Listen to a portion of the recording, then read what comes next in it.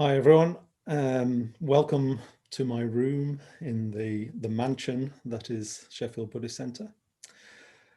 So here's my offerings about myths and symbols. So the images and the stories which most appeal to me, they're not static images which represent something, but more they're dynamic. They're stories and they're symbols which hint at what spiritual growth actually feels like. So back in February, I was gearing up to give a talk in this area actually, and it never happened. So here's a very small version of it. And it's picks up from where Maitrīdāsa left off actually. So it's about the lotus.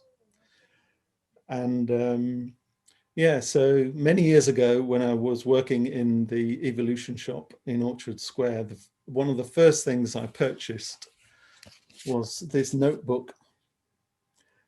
And some of the words in it are the lotus, growing beneath murky waters.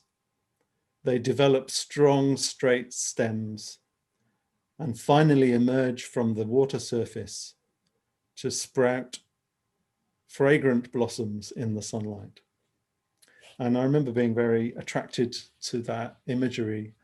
Normally we just focus on the flower, this brilliantly colored, beautiful flower. So the Buddhas and Bodhisattvas are always portrayed seated on a lotus.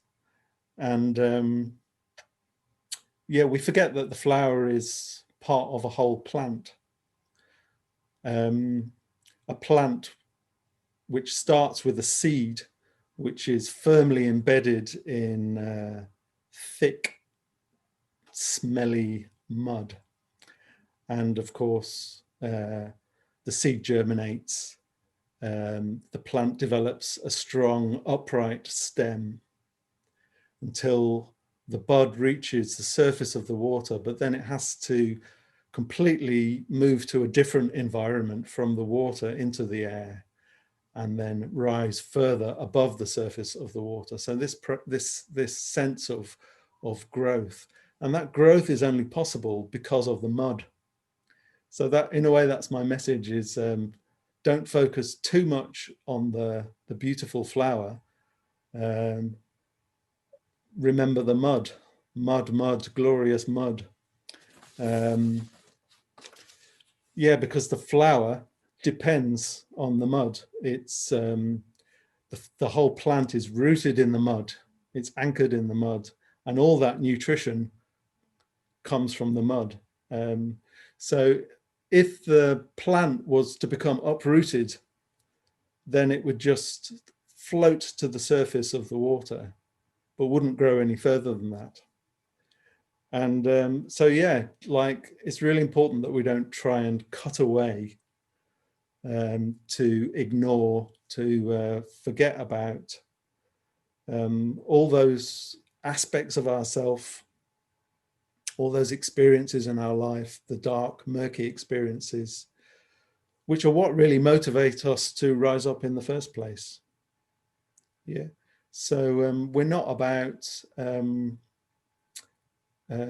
sort of domesticating ourselves or going for a pleasant life at the surface of the water. The plant has to rise above that muddy water, and to do that, it needs to remain fully connected with all those aspects of ourselves, all those desires, passions, that wildness, even anger.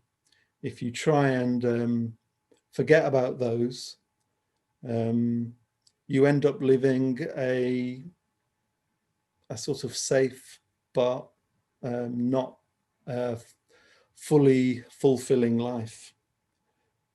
So next time you look at an image of a Buddha or a Bodhisattva seated on a lotus, yes, enjoy the beauty and the brilliance, the majesty of that flower, but don't forget the rest of the plant, and the mud, glorious mud.